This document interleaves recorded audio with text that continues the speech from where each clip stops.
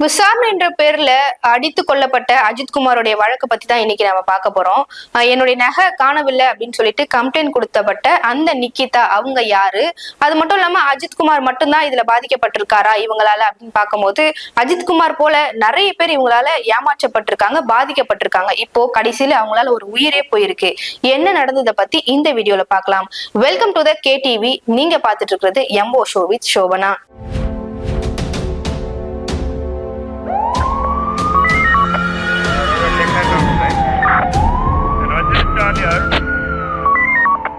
நிகிதா என்னுடைய நகையை காணும் சொல்லிட்டு கம்ப்ளைண்ட் கொடுக்குறாங்க. கம்ப்ளைண்ட் எடுத்த போலீசார் வந்து அஜித்குமாரை அடிச்சு விசாரணைன்ற பேர்ல கொலை பண்ணிடுறாங்க. இந்த நிகிதா யாரு, இவங்க பேக்ரவுண்ட் என்னன்றத பத்தி பார்க்கலாம். நிகிதாவுடைய அப்பா, அவர் பேர் வந்து ஜெயபெருமாள். இவர் வந்து என்னவா இருக்காருன்னா டெபுட்டி கலெக்டரா இருக்காரு. இவங்களுடைய அம்மா சிவகாமி, இவங்க வந்து ஒரு பிசிக்கல் டைரக்டரா இருக்காங்க. அவங்களுடைய அண்ணன் கவின்ற வந்து PhD முடிச்சிருக்காரு. நிகிதா வந்து இப்போ ஒரு கவர்மெண்ட் காலேஜ்ல ப்ரொஃபஸரா வேலை செஞ்சுட்டு வராங்க. இப்படி ஒரு கவர்மெண்ட் பின்புலத்தை கொண்ட ஒரு ஃபேமிலி தான் இவங்க. இந்த கவர்மெண்ட் பின்புலத்தை கொண்டதுனாலதான் நிறைய பேர் இவங்க ஏமாத்திருக்காங்க, கவர்மெண்ட் வேலை வாங்கி தரேன்னு சொல்லிட்டு. அஜித்குமார் வழக்கு போயிட்டு இருக்க இந்த நிலையில நிகிதாவுடைய ஃபேமிலி மேல ஆல்ரெடி 2011 ஒரு கம்ப்ளைண்ட் ரிஜிஸ்டர் பண்ணப்பட்டிருக்கு அப்படின்னு சொல்லி நேத்து ஒரு தகவல் வந்து பரவிட்டு வந்தது. அந்த கம்ப்ளைண்ட்றது இப்போ உறுதி செய்யப்பட்டிருக்கு.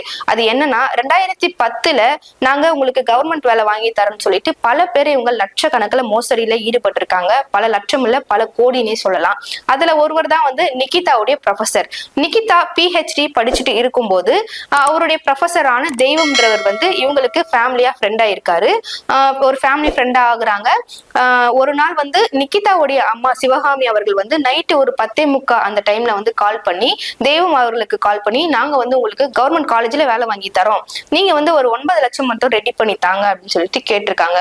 ஒரு நம்பிக்கையின் அடிப்படையில தெய்வம்ன்றவர் வந்து ஒரு 3 தவணையா வந்து அந்த பணத்தை பிரிச்சு கொடுத்திருக்காரு. அதாவது கடன் வாங்கி தங்கிட்டே இருக்கிறதெல்லாம் வித்து அப்படின்னு சொல்லிட்டு ஒரு 9 லட்சத்தை பெரட்டி கொடுத்திருக்காரு. அது மட்டும் இல்லாம இந்த சிவகாமி அவர்களும் ஜெயபெருமாள் அவர்களும் வந்து 2 பேரும் என்ன சொல்லியிருக்காங்கன்னா, நீங்க மட்டும் இல்ல, உங்களுடைய ரிலேட்டிவ்ஸ் ஃப்ரெண்ட்ஸ் வேற யாராச்சும் இருந்தாங்கன்னா சொல்லுங்க, அவங்களுக்கும் கவர்மெண்ட் வேலை நம்ம ஏற்பாடு பண்ணி தரலாம், நம்மளுக்கு CM வரைக்கும் லிங்க் இருக்கு, நம்மளுக்கு ஈஸி இந்த வேலை வாங்கி கொடுக்கறதுலாம், நான் ஒண்ணு பணம் வச்சா வேலை கிடைக்கும் அப்படின்ற மாதிரி சொல்லியிருக்காங்க.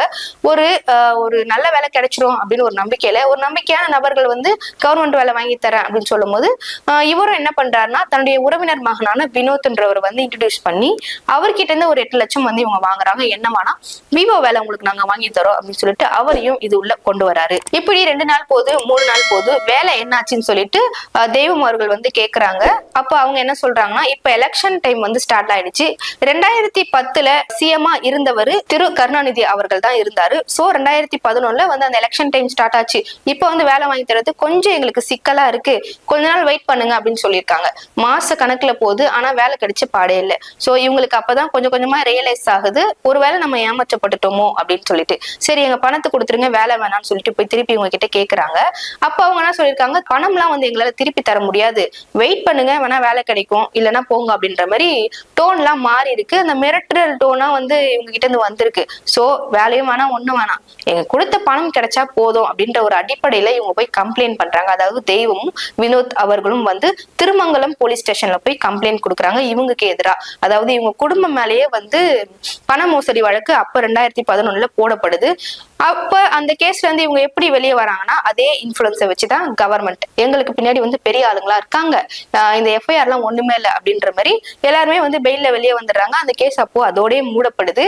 இப்ப 14 வருஷத்துக்கு அப்புறம் இந்த அஜித்குமார் கேஸ் இப்ப போயிட்டு இருக்கு. மீடியால இவங்க வந்து தன்னுடைய முகத்தை காட்டும் போது இவங்களால ஏமாற்றப்பட்ட பல பேர் வந்து இந்த நிகிதா அவர்கள் மேல வந்து புகார் அளிச்சுட்டே வராங்க. இப்போ வரைக்கும் 4 புகார்கள் வந்து நிகிதா மேல போடப்பட்டிருக்கு. என்ன மாதிரியானா, கவர்மெண்ட் வேலை வாங்கி தரேன், ஆட்சியர் அலுவலகத்துல நான் வேலை வாங்கி தரேன், BO ஆபீஸ்ல நாங்க வேலை வாங்கி தரேன், அதுக்கப்புறம் வந்து கார்பரேஷன்ல வேலை வாங்கி தரேன் அப்படின்னு சொல்லிட்டு நிறைய பேர் வந்து இவங்க ஏமாத்திருக்காங்க. இது ஒரு புறம் இருக்க, பாதிக்கப்பட்ட தெய்வம் அப்படின்றவர் வந்து ஒரு பிரஸ் மீடியால வந்து என்ன சொல்லியிருக்காருன்னா, பார்த்து நான் வந்து கிட்டத்தட்ட 14 வருஷமா இவங்களால பாதிக்கப்பட்டிருக்கேன். 14 வருஷமா எங்க அப்பா வந்து கேட்டாரு பணம், எங்க அம்மா வந்து கேட்டாங்க, என் மனைவியோட நானே வந்து கேட்டேன். இப்போ லேட்டஸ்டா 10 நாளைக்கு முன்னாடி கூட நிக்கிதா வீட்டுல போய் நாங்க என் பணம் என்னாச்சு கொடுத்துருங்க நாங்க கேட்டுட்டு தான் இருக்கோம். அவங்க என்ன சொல்றாங்கன்னா எங்க கிட்ட பணமே இல்ல, நாங்களே கஷ்டப்பட்டு இருக்கோம் அப்படின்ற ஒரு வேஷத்தை எங்க கிட்ட போடுறாங்க, இதுக்கு மேல இவங்களை விட்டுறக்கூடாது அப்படின்னு சொல்லிட்டு நாங்களா முன் வந்திருக்கோம் அப்படின்னு சொல்லியிருக்காரு. அது மட்டும் இல்லாம சென்னையை சார்ந்த செந்தில் அப்படின்ற சொல்லக்கூடிய ஒரு நபர் வந்து 24 லட்சம் வந்து இவங்க கிட்ட வேலை வாங்கி தரேன் அப்படின்னு சொல்லிட்டு அவரையும் ஏமாத்திருக்காங்க. இப்படி கோயம்புத்தூர், திருச்சி, கரூர்னு சொல்லிட்டு அந்த சுத்து வட்டாரத்துல இருக்கிற எல்லார்கிட்டயும் வந்து இவங்க வேலை வாங்கி தரேன்னு சொல்லிட்டு நிறைய பேரை ஏமாத்திருக்காங்க. இதுக்கு மேல இவங்களை விட்டா சரிப்பட்டு வராது அப்படின்னு அவங்க சொல்லியிருக்காங்க. அப்ப செய்தியாளர்ல வந்து ஒருத்தர் கேட்கிறாரு, 14 வருஷம் ஆச்சு நீங்க ஏன் இதை விட்டீங்க அப்படின்னு கேட்கும் போது அவர் என்ன சொல்றாருன்னா, உருக்கமா வந்து ஒரு பதில வந்து அந்த தெய்வம் சொல்லக்கூடிய ஒரு ப்ரொஃபசர் என்ன சொல்றாருன்னா, நான் ஒரு காலேஜ்ல ப்ரொஃபஸரா இருக்கேன், நான் வந்து சோத்துக்கே வழி இல்லாம எனக்கு வந்து ஒருவேளை சாப்பாடே எனக்கு கிடைக்கிறது இப்ப கஷ்டமாயிடுச்சு, இந்த கடனால எல்லாத்தையும் நான் வித்துட்டேன், இவங்களால நான் நடு தெருவுல நிக்காத நிலைமையில நான் நின்ட்டேன். இப்ப நான் போய் கேக்குறேன், எனக்கு சாப்பாட்டுக்கே வழி இல்லை, என் காசு கொடுத்துருங்கன்னு நான் கேக்குறேன். அப்போ வந்து அவங்க தரமாட்டேங்கிறாங்க. நான் வந்து கிளாஸ் போய் பாடம் எடுப்பேன், அதாவது காலேஜ்ல போய் நான் பாடம் எடுக்க போவேன், ஆனா நான் சாப்பிடாம எத்தனை நாள் போய் நின்று நான் பாடம் எடுத்திருக்கேன் பசங்களுக்கு, அந்த மாதிரி நிலைமை தான் இப்ப என் நிலைமை, இது போல என்ன மாதிரி நிறைய பேர் பாதிக்கப்பட்டிருக்காங்கன்னு சொல்லிட்டு ஒரு உருக்கமான தகவல் வந்து அவர் அழுது வெளியிட்டாரு. அது மட்டும் இல்லாம அவர் அடுத்து 8 லட்சம் 9 லட்சம் சொல்லிட்டு லைனா வந்து சத்துணவு பணியில நான் வேலை வாங்கி தரேன்னு சொல்லிட்டு ஒருவர் வந்து பேட்டி கொடுத்திருக்காரு. இந்த மாதிரி நிக்கிதா அவர்களாலையும் அவங்க குடும்பத்தாலையும் வந்து சுத்தி சுத்தி எல்லாருமே பாதிக்கப்பட்டிருக்காங்க. நிக்கிதா கூட வேலை செய்யற அந்த காலேஜ்ல லேப்ல வேலை செய்யற ஒரு நபர் வந்து கவர்மெண்ட் வேலை வாங்கி தர சொல்லிட்டு ஏமாத்திருக்காரு. அதுக்கு மட்டும் இல்லாம ஒரு மாற்றுத்திறனாளி அவர் வந்து பேங்க்ல வேலை செய்யறாரு, அவங்க பையனுக்கு நான் வேலை வாங்கி தரேன்னு சொல்லிட்டு ஒரு மாற்றுத்திறனாளியும் கூட பார்க்காம அவரையும் வந்து பண மோசடி பண்ணிருக்காங்க. இதன் அடிப்படையில செய்தியாளர்கள்லாம் வந்து இந்த பாதிக்கப்பட்ட நபர்கள் கிட்ட வந்து கேக்குறாங்க, அஜித்குமார் வழக்கை நீங்க எப்படி பாக்குறீங்க இந்த நிக்கிதா அவர்கள் மூலியமாக அப்படின்னு சொல்லிட்டு கேட்கும்போது, இந்த குடும்பம் பெரிய ஃப்ராடு குடும்பம், பணத்துக்காக என்ன வேணா பண்ணுவாங்க, கண்டிப்பா அந்த பையன் நகையை எடுத்திருக்க மாட்டான்னு நாங்க நினைக்கிறோம், அவ்வளவு எளிதாலாம் வந்து அவங்க நகையை வந்து கார்ல வச்சுட்டுலாம் போயிட மாட்டாங்க, பணம் நகைக்கு அலையிற குடும்பம் அவங்க, கண்டிப்பா வந்து இது ஒரு பொய் வழக்குன்னு எங்களுக்கு பார்த்தாலே தெரியுது, ஏன்னா அவங்க கிட்ட நாங்க பழகி இருக்கோம், நாங்க ஏமாந்து இருக்கோம், அதனால நாங்க சொல்றோம் அப்படின்னு சொல்லிட்டு அவங்க தரப்புல இருந்தும் சொல்லியிருக்காங்க. இது மட்டும் இல்லாம நிக்கிதா வந்து தன்னுடைய வீட்டை நான் வந்து வித்துடுறேன் அப்படின்னு சொல்லிட்டு ஒருத்தர்கிட்ட வந்து அட்வான்ஸா 30 லட்சம் வாங்கியிருக்காங்க. அந்த 30 லட்சமும் வாங்கிட்டு இன்னும் வீடோட பத்திரமோ எதுவுமே தராம அவங்க திருப்பியும் தலைமறை வாங்கியிருக்காங்கன்னு சொல்லிட்டு ஒரு தகவல் வந்து நமக்கு வெளியாயிருக்கு. இப்படி குடும்பமா சேர்ந்துட்டு பணத்துக்காக நிறைய பேரை வந்து இவங்க ஏமாத்திருக்காங்க. நமக்கு ஒரு கேள்வி வரலாம், ஒருத்தர் ஏமாறலாம், 2 பேர் ஏமாறலாம், எதுக்காக வந்து இவ்வளவு பேர் வந்து கோடி கணக்குல வந்து பணத்தை குத்து ஏமாறுறாங்க இந்த கவர்மெண்ட் வேலைக்காக அப்படின்னு சொல்லிட்டு நமக்கே ஒரு கேள்வி வரலாம்ல. இவங்க ஒரு நம்பிக்கையின் அடிப்படையில ஒரு மோசடி செஞ்சிருக்காங்க. என்ன நம்பிக்கையின் அடிப்படைனா, எனக்கு சிஎம் வரைக்கும் ஆள் இருக்கு, டெபுட்டி சிஎம் வந்து எனக்கு வந்து ரொம்ப க்ளோஸ், எங்க குடும்பத்துக்கு க்ளோஸ், எங்க அப்பாவுக்கு க்ளோஸ், அதாவது அப்ப இருக்கக்கூடிய அமைச்சர் திரு தங்கம் தென்னரசு அவர்களே வந்து எங்க கிட்டதான் வந்து டிமாண்டுக்கு நிப்பாரு, 20 சீட்டு வேணும் 30 சீட்டு வேணும் கவர்மெண்ட் வேலைக்கு அப்படின்னு சொல்லிட்டு, அவருக்கே நாங்க தான் வந்து கவர்மெண்ட் வேலைக்கு சீட்டு வாங்கி தருவோம் அப்படின்னு சொல்லிட்டு ஒரு நம்பிக்கையை வந்து கொடுத்திருக்காங்க.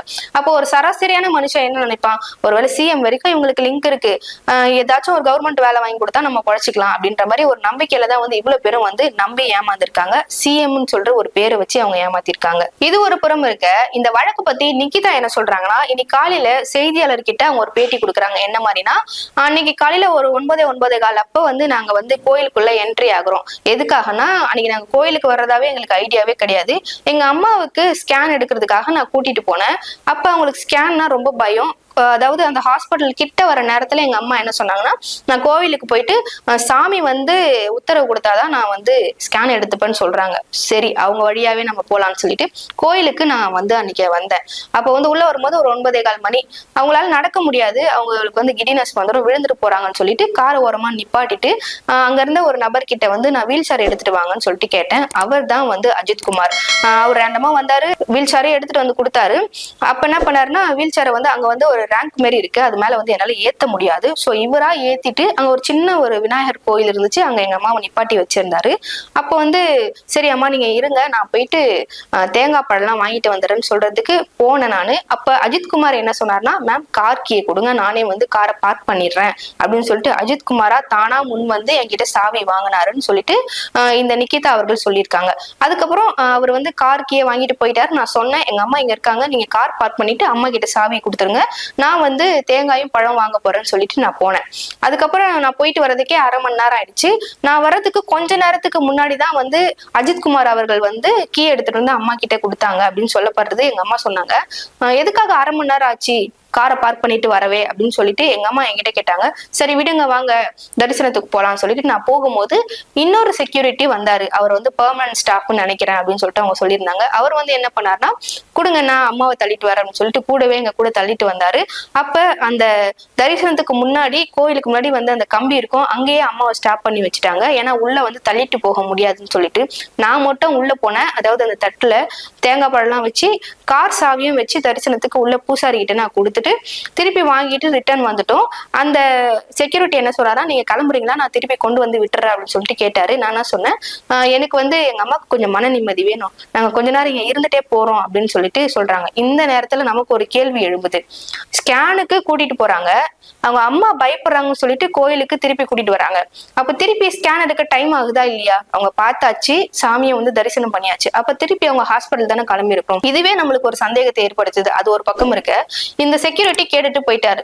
கிட்டத்தட்ட 1 மணி நேரம் ஆகுது, 2 மணி நேரம் ஆகுது. 11 மணி வாக்குல வந்து திருப்பி வந்து அவர் கேட்கிறாரு, நீங்க கிளம்பலையா, நிறைய பேர் வந்துட்டு இருக்காங்க, என்னால வந்து வீல் சேரை தள்ளிட்டு வர முடியாது, கூட்ட நெரிசல் ஆயிடும் அப்படின்னு சொல்லிட்டு சொல்லும் போது, சரி இப்ப நாங்க கிளம்பிடுறோம்னு சொல்லிட்டு நான் வந்து கிளம்பிட்டேன்னு சொல்லிட்டு அந்த நிக்கிதா அவர்கள் சொல்றாங்க. கிளம்பிட்டு வரும்போது வந்து பார்க்கும்போது தான் கையில சாவியே இல்லை. தரிசனத்துக்கு கொண்டு போகும்போது தட்டிலேயே சாவி வச்சதுனால பூசாரி வந்து தட்டோட அப்படியே வாங்கி வச்சுட்டாரு அங்க அப்படின்னு சொல்லிட்டு சொல்றாங்க. அதுக்கப்புறம் இவர் மூலியமா திருப்பி பூசாரி கிட்ட போய் சாவி வாங்கிட்டு வந்த நானு, யாரு காரை பார்க் பண்ணது அப்படின்னு சொல்லிட்டு இவர் கேட்டாரு. அப்பதான் ஒரு பையன் கருப்பா ஹைட்டா இருந்தான், அவன் தான் வந்து காரை பார்க் பண்ணான்னு சொல்லிட்டு நிக்கிதா அவர்கள் சொல்லியிருக்காங்க.